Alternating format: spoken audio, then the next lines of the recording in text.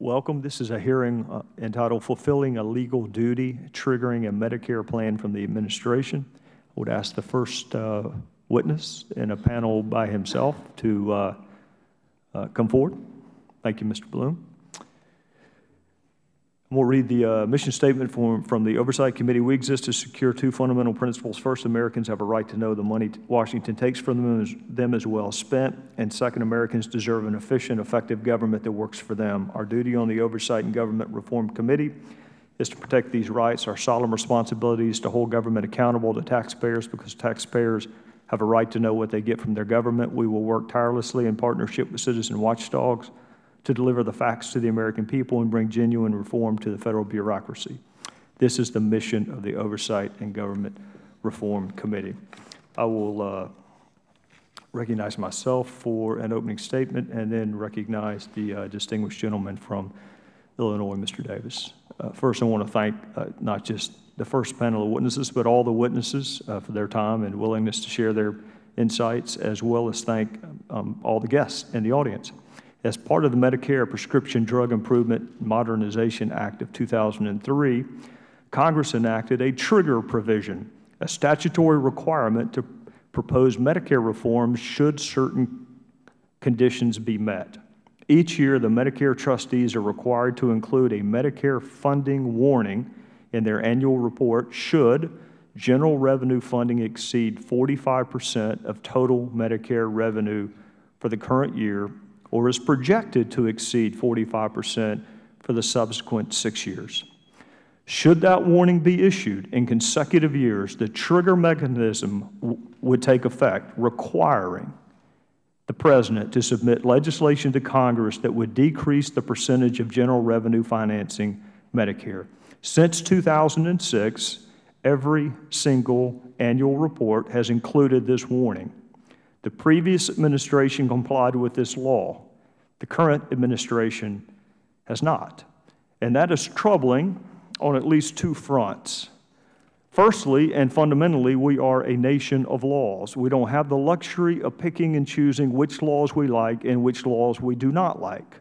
The law is no respecter of title or station. It applies to all. So it is troubling the President, who is the chief executive of the branch charged with enforcing the laws, has not complied. And this failure to comply is troubling because we are witnessing firsthand right now the need for decisive leadership on the tough spending issues facing our country. Making speeches isn't hard. Saying you have a plan when you don't have a plan isn't hard. What is hard is leading. What is hard is making tough decisions. That is what is statutorily and indeed morally required of leaders. Without substantive reform, Medicare will be insolvent in a decade. Costs are skyrocketing and benefits are threatened by the unsustainable status quo. Something has to be done, and simply talking about the problems will no longer suffice. Abdicating this duty might be a good political strategy. It is not a good strategy for this country. We can hope for the leadership to resolve this difficult issue. That we can hope for. What we should never be forced to hope for is compliance with the law, hence this hearing. I now recognize the gentleman from Illinois, ranking member of the subcommittee, Mr. Davis. Thank you very much, Mr. Chairman, and I want to thank you, first of all, for holding this very important hearing. As a matter of fact, this is an issue that I care deeply about, and for many different reasons. For more than 45 years, Medicare has successfully provided access to health services for the elderly, ages 65 and over, and non-elderly people with disabilities. It currently covers 47 million Americans. Just think about it, 47 million Americans. Since July 30, 1965, when Lyndon Johnson signed the bill creating this fundamental health initiative, this program has evolved to reliably meet the demands of aging and medically vulnerable Americans who may not have had access to medical attention otherwise. Simply put, Medicare is a lifeline. Given the political realities, I realize that certain well-thought-out improvements need to be made for Medicare to continue its course. However, make no mistake, I, along with my Democratic colleagues, am committed to ensuring the viability and sustainability of Medicare without deep ideological-driven cuts with harmful consequences. It is this same commitment that ensured that Congress worked actively for comprehensive health reform. The passage of the Affordable Care Act further improved upon the fiscal efficiencies necessary to ensure Medicare's continued existence. On a personal note, I have been involved in health advocacy for over 35 years. I believe it fundamentally reveals the character of a nation when it cares for its most vulnerable citizens, the elderly and the infirmed. In my district, I can attest that Medicare serves as an indispensable safety net for many of my constituents. This discussion is a valid one, but it must be approached in a serious, thoughtful manner, mindful of the sacrifices made by those who came before us. Seniors should not bear the burden of cost shifting disguised as reform.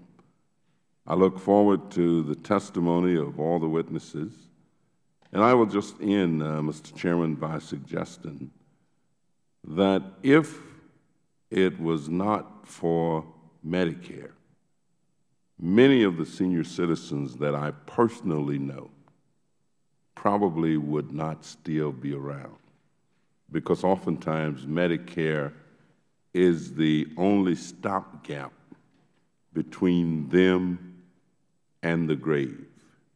So if we talk about safety nets, there is nothing that can provide more safety than the opportunity for individuals who have reached an age where they cannot necessarily care for themselves to know that at the end of the day, they can get the medical services that they need.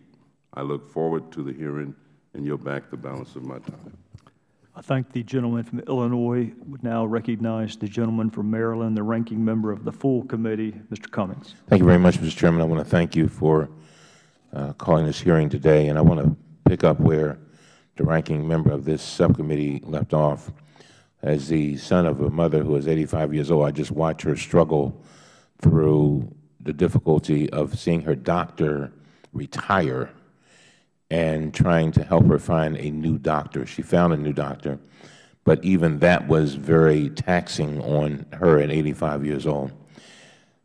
To pick up where Mr. Davis left off, and when I meet with people in my district, the seniors, and I ask them, you know, who has savings and who has pensions and whatever, and most of them, all they have is Social Security and Medicare. That's it, period.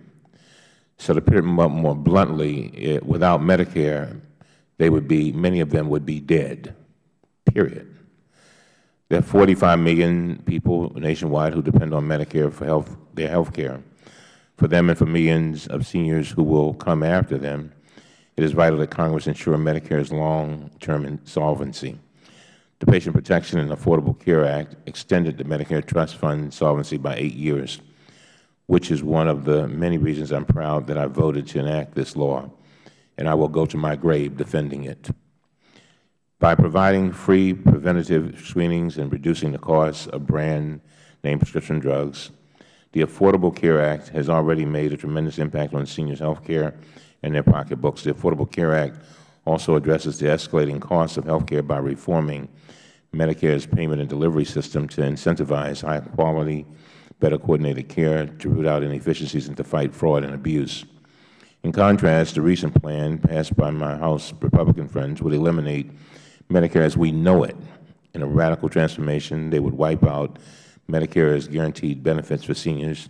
They would also shift massive costs onto seniors while doing nothing to address the real reasons behind high costs of health care.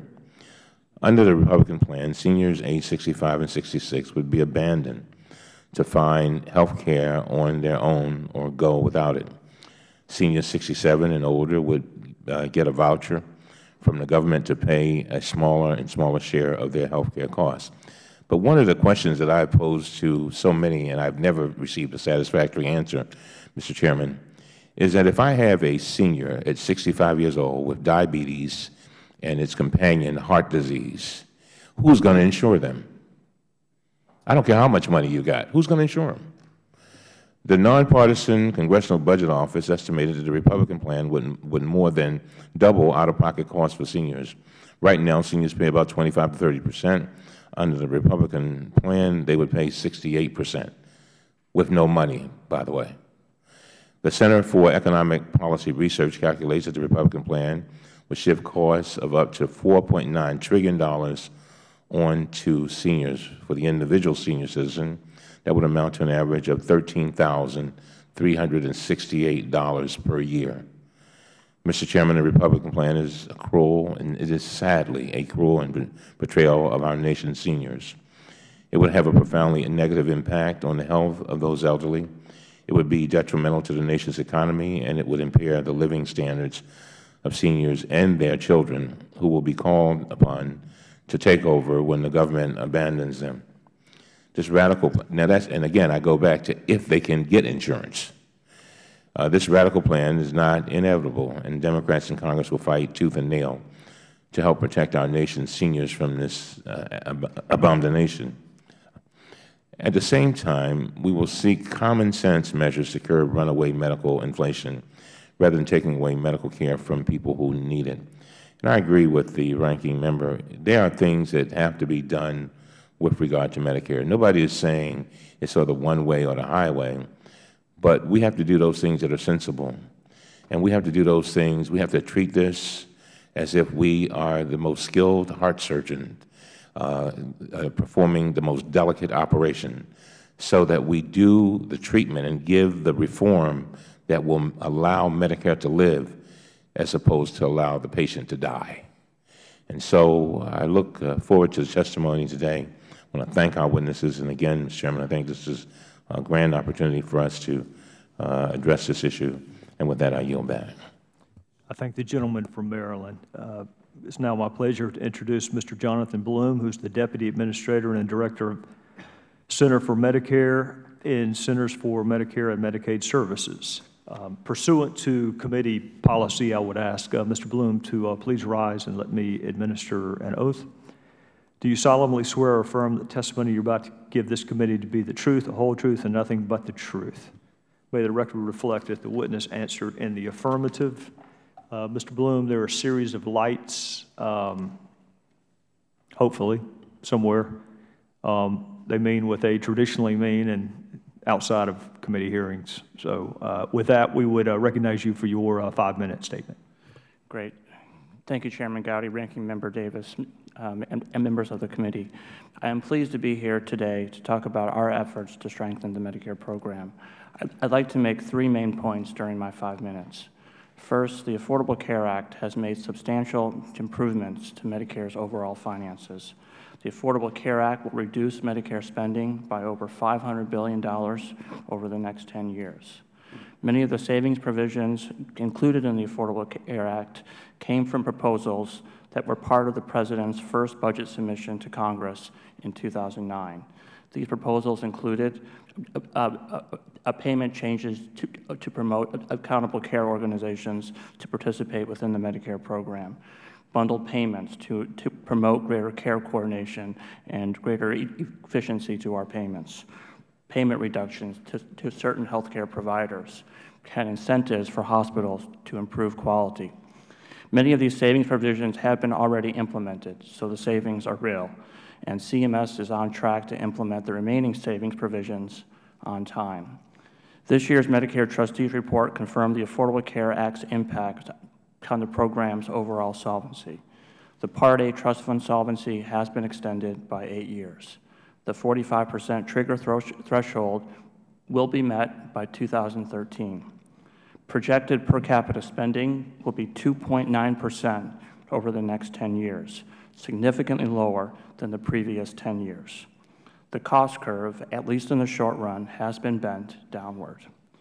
Not only do these changes reduce taxpayers' burdens, but they lower costs for Medicare beneficiaries through lower co-payments and premiums.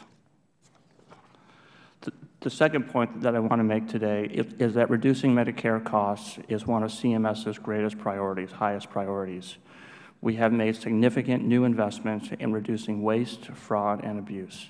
Through our partnerships with law enforcement agencies, billions of dollars have been recovered back to the trust funds.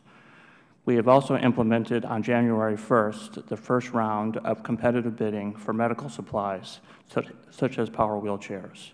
Through this competitive bidding program, Medicare will pay an average of 32% less than it previously paid for power wheelchairs, oxygen tanks, and other durable equipment. That 32% is an average figure.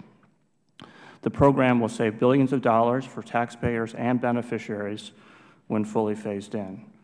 We have also closed loopholes and reformed our payment systems to ensure that we pay accurately for providers such as skilled nursing facilities, home health agencies, and physician services. CMS will continue to use its rulemaking authorities to ensure we pay as accurately and fairly as possible. And the third point that I'd like to make today is that Medicare benefits are stronger due to the Affordable Care Act and our work at CMS. The Medicare Part D donut hole is being phased out by 2020. And this year, those that do fall into the donut hole will save hundreds of dollars on their out-of-pocket costs for prescription drugs. This year, the program began to offer free cost sharing for certain preventive benefits to keep seniors healthier for longer periods of time. And the Medicare Advantage program continues to grow, not shrink, but to grow while offering average lower premiums. Clearly, we have more work to do to ensure a sustainable program for the long-term future. We look forward to working with the Congress to ensure we have the strongest program possible. I'd be happy to answer your questions. Thank you, Mr. Bloom.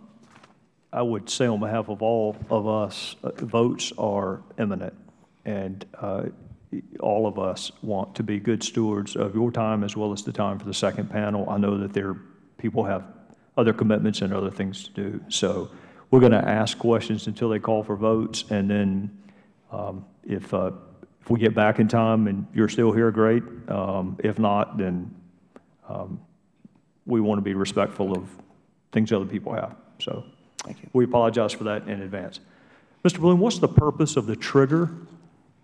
The 45% trigger? That's right. Well, the MMA, the Medicare Modernization Act of 2003, created an additional solvency measure to assess the overall financing of the total Medicare program, Parts A and Parts B. And it requires the President to submit a plan to Congress, correct? The statute requires that the Medicare Trustees issue a funding warning when certain conditions have been met. Have those conditions been met? They were met starting as of 2006 or 2007. Right. So according to federal law, President Obama was supposed to submit a plan to this Congress to flip that 45% of general revenue funding for Medicare, correct? The 45% trigger has been met, will be met by 2013. The Affordable Care Act will... That wasn't my question. The President has consistently submitted a budget to propose reductions to overall Medicare's financing. In 2009, the President submitted a historic budget framework to reduce So he Medicare doesn't costs. take the position that it's advisory. He takes the position that it is the law? I think that the position that the administration takes is that reducing Medicare costs is one of our highest priorities in the context of Mr. Bloom, I'm not asking you about priorities. I'm asking you about compliance with the law. Does this administration take the position that the trigger is advisory or mandatory? We take the position that reducing Medicare costs is our highest priority. The Affordable Mr. Care Bloom, Act. I'm probably not asking my question very artfully. So let me try it again. Is the trigger mandatory or discretionary, complying with it? The trigger is one measure of overall Medicare solvency. The President has proposed a budget in 2009. Many of those savings provisions were included within the Affordable Care Act and adopted in the Affordable Care Act. So your position is the Affordable Care Act, or Obamacare, meets his requirements under that section for the trigger? My position today is that the President has continued to propose ideas and proposals to reduce Medicare spending, and as a result, by 2013, in 2 years' time, the 45% threshold has been met. Mr. Bloom, I quit counting at number 7 when I heard for the 7th time my colleagues refer to the Republican plan, and that's great. That's the beautiful part about our republic, is that we can introduce ideas and criticize them, and heavens knows Paul Ryan's plan has certainly been scrutinized and criticized. I wonder if the President's decision not to submit a plan to fix Medicare might be because he had the prescience to realize that there would be criticism that came, just like Mr. Ryan has experienced. You think that might explain why we haven't gotten a plan submitted to Congress? I think the President, since he took office, has said that reducing Medicare costs, overall health care costs, is one of our greatest challenges in the context of overall health care reform. The President submitted a budget in 2009 that will reduce that would have reduced Medicare spending by $300 billion. Many of those provisions were adopted in the Affordable Care Act, and as a result, what about 2010? He continues to suggest new ideas, for example, to reduce waste, fraud, and abuse. This April, he proposed, in the context of the overall debt ceiling, reductions for $400 billion, additional reductions for both Medicare and Medicaid, and he has continued to suggest new ideas in the context of the overall debt ceiling discussions. Mr. Bloom, I'm going to ask you again. Do you take the position that Obamacare meets the statutory requirements of the trigger legislation? My position is that due to the savings provisions that were included in the Affordable Care Act, Medicare solvency has been increased by 8 years. The 45% trigger will be met by 2013, in 2 years' time, through at least 2020. What I think is true is that the Affordable Care Act will reduce Medicare spending, will improve Medicare solvency. We have more work to do, but by 2013, the 45% trigger will be met. So that's a long way to say you do take the position that introducing or passing Obamacare absolves you from having to meet any other trigger requirements. I think the President has been clear that we have much more work to do to ensure Medicare solvency. Well, I'm wondering if part of that work might be complying with the law and submitting a plan to Congress as is required when you get warnings from the trustees. I believe that the first year that the warning was issued was in 2006, possibly 2006 or 2006, 2007. The first year the President took office, he submitted a proposal to the Congress to reduce Medicare spending by $300 billion. The Affordable Care Act took many of those proposals to reduce spending by $500 billion. We are working very hard to implement those provisions. We have those provisions have extended solvency by 8 years for the Part A trust fund. By 2013, the trigger has been met through at least 2020. So I believe we have complied with the intent to the 45% trigger. Well, I'm way out of time, so I will recognize the gentleman from Illinois, Mr. Davis. Thank you very much, Mr. Chairman. Mr. Bloom, I'm aware that we're searching for alternatives to reform Medicare. The Ryan plan is one such scenario, but I'm not in favor of merely shifting beneficiaries from one federal plan to another.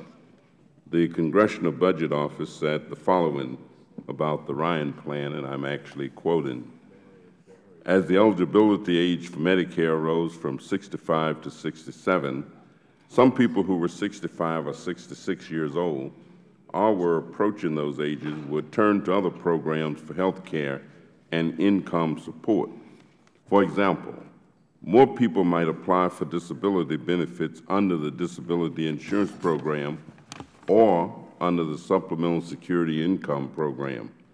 Most people on disability insurance receive Medicare benefits after a 24-month wait-in period, and Supplemental Security Income beneficiaries receive Medicaid benefits immediately under current law.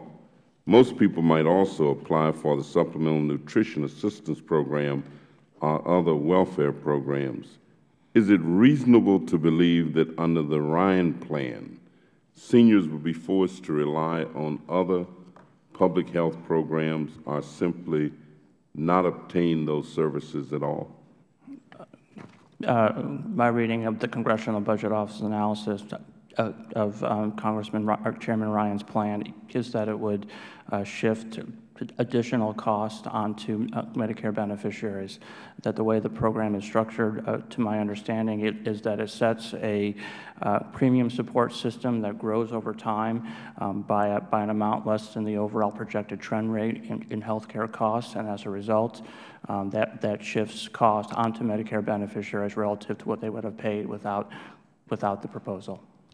And it's also my understanding that the Nonpartisan Congressional Budget Office found that a typical beneficiary would spend more for health care under the proposal than under CBO's long-term scenarios for several reasons. First, private plans would cost more than traditional Medicare because of the net effect of differences in payment rate for providers, administrative costs, and utilization of health care services as described above. Second, the government's contribution would grow more slowly than health costs, leaving beneficiaries with more to pay. Is that your understanding of this scenario? Correct. I think that you look at the history of private plans operating within the Medicare program. They have historically not been less expensive than the traditional fee-for-service Medicare program. Today, we spend about 108% on average more for private plans for those beneficiaries who join a private plan relative to the traditional fee-for-service program. Now, those payment differentials are coming down, but I think one of the points from the Congressional Budget Office is that they estimate that the cost to administer health care coverage through private plans relative to the fee-for-service program would be more expensive, and that's one of the reasons why beneficiaries would be projected to pay more than they would without the new program put into place. In your analysis, would you suggest that the Affordable Care Act actually helps to reduce the cost of Medicare? The Affordable Care Act reduces Medicare beneficiaries' out-of-pocket costs in a number of ways. One is that it constrains cost growth, so to the effect that the program pays less, beneficiaries pay less through lower copayments and lower premiums. The Affordable Care Act also phases out the so-called Part D donut hole. This year, beneficiaries will save hundreds of dollars in out-of-pocket costs for brand-name prescription drugs, and also that the program provides free cost sharing for certain preventive benefits. So yes, the Affordable Care Act will lower out-of-pocket costs relative to previous law. Thank you very much. Thank you, Mr. Chairman. I yield back.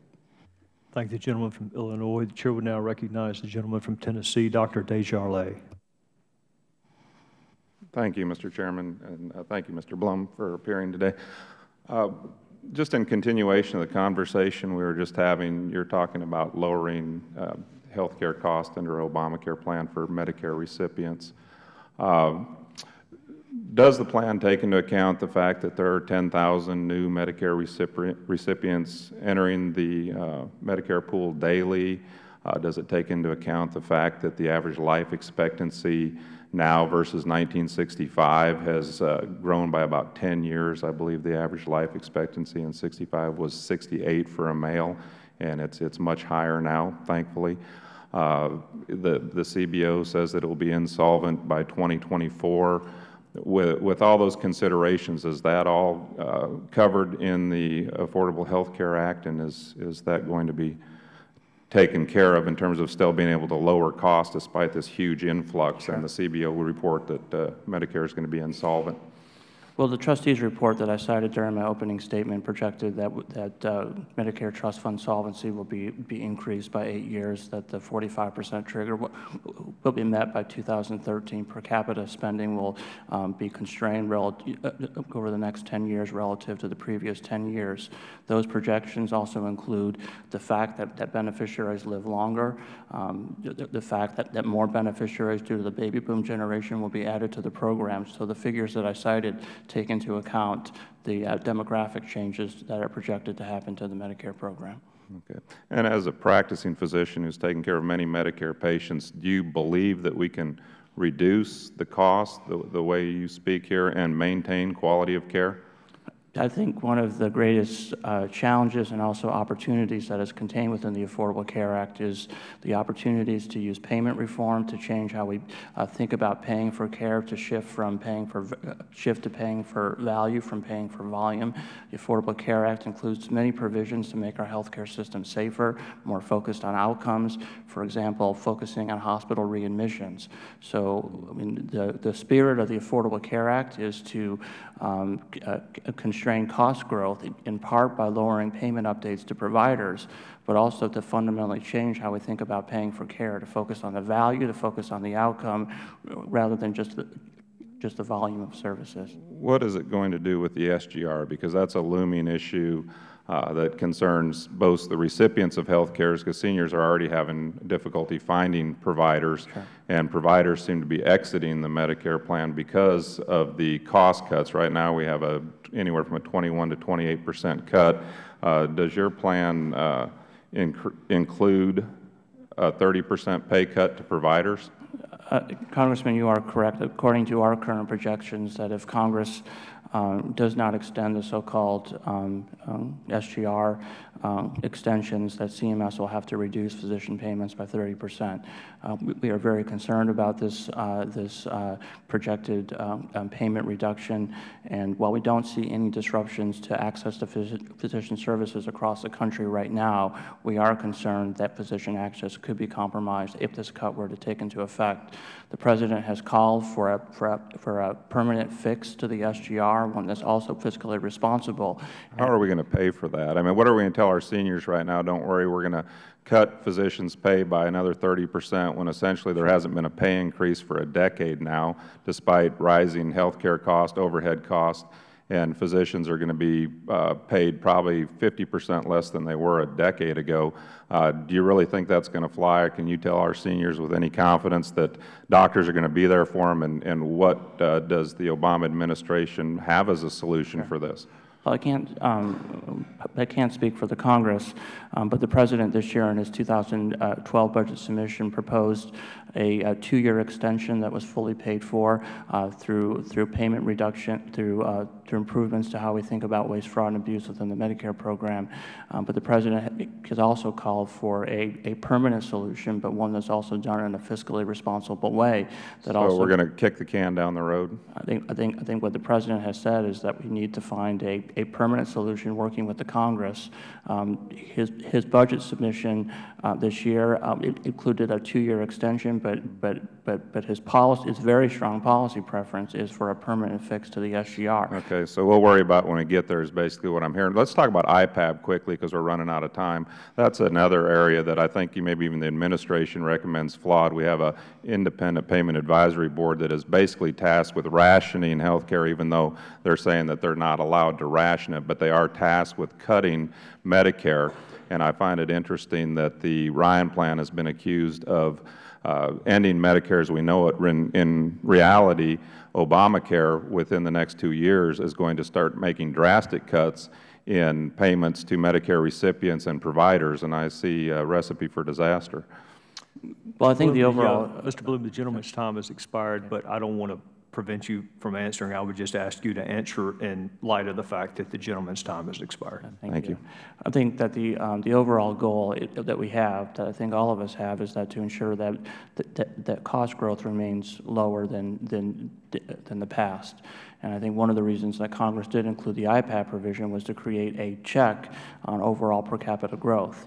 In my opinion, we need to look at a whole host of different solvency measures. The 45% trigger looks at the mix of financing, but it doesn't necessarily look at the overall cost growth. And I think that I think that the Affordable Care Act's goal, CMS's goal, is to ensure that we have lower cost growth than the past, to ensure the program remains affordable both for taxpayers and for beneficiaries. I thank the gentleman from Tennessee. The chair would now recognize the gentleman from Maryland, the ranking member of the full committee, Mr. Cummings. Mr. Chairman, I see that we're about to start voting on the floor, so I'll be brief. Let me ask you, Mr. Bloom, you know, one of the things about the Affordable Care Act, and and it's something that my seniors applaud, is the whole idea of wellness. I cannot tell you the number of people that I see in my district who call me and say, Cummings, you know, I found out I had prostate cancer, and they said it was too late. Too late. In other words, they didn't get the exam earlier. Or they found out they have some other disease that is going to cost a lot, end-of-life care. And I was wondering, as you all see it, the Affordable Care Act had provisions to try to address some of the costs by keeping people well. Is that correct? The Affordable Care Act included several provisions, one of which was for the first time to add the opportunity for Medicare beneficiaries to have an annual wellness visit, a conversation with their physician to ensure that they're complying with recommended preventive tests, to check medications to ensure that the mix of medications is correct. Almost 1 million Medicare beneficiaries to date has taken advantage of that new wellness visit.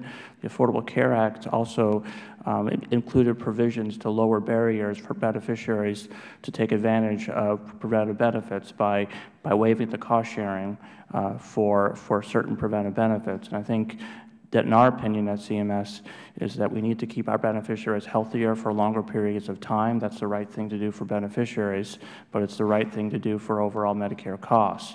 We know that when beneficiaries come onto the program without coverage, they cost more than beneficiaries that have coverage turning age 65. So that gives us evidence that when we focus on the health, we focus on the well-being, we ensure that beneficiaries receive care when they need it, that the overall costs are lower.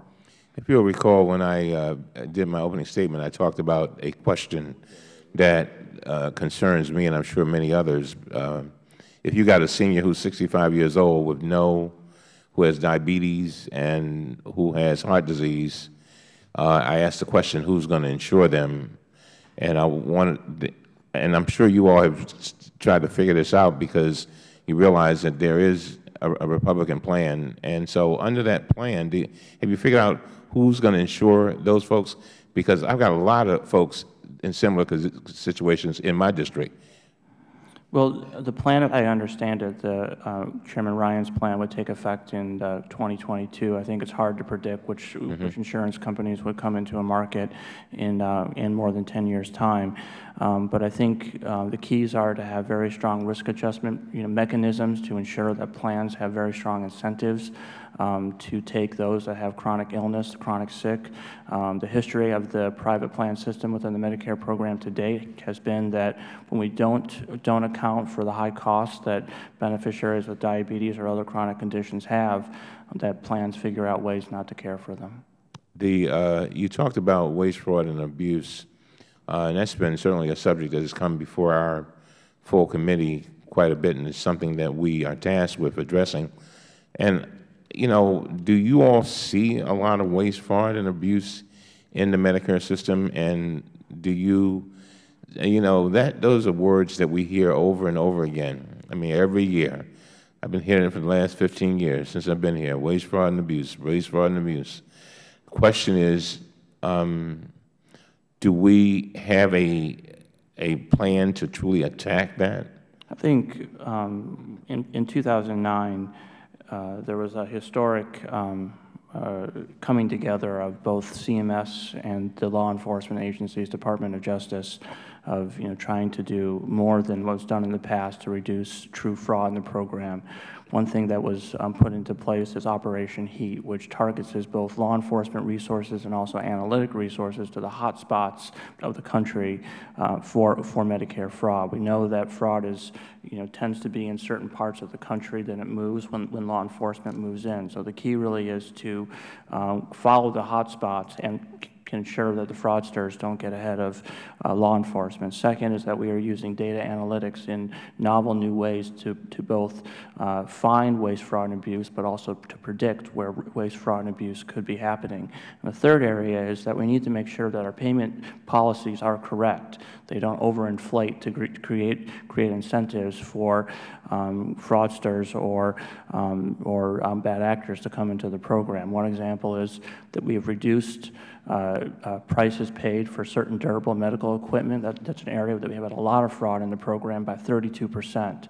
So if we target the hot spots, we use data wisely, we also set our payment policies right, that we will make a serious dent in waste, fraud, and abuse. Thank you. Yield back. Thank the gentleman from Maryland, Mr. Bloom, and to my colleagues, Mr. Clay, Ms. Holmes-Norton, Dr. Gozar. We've got about 10 minutes left to vote. It looks like it may be a series of some length. What I can promise you is we'll be back here as quickly as we can get back here. I'm happy to stay. Well, we all apologize, but we can't control when votes are called, and sometimes can't control how long they last. But I'll make you the commitment. We'll get back here. I'm not going to tell you we're going to run, but we'll walk briskly to get back here. And it's too hot to run. We'll be in recess until such time as we can come back. And again, we apologize for any inconvenience. Thank you very much.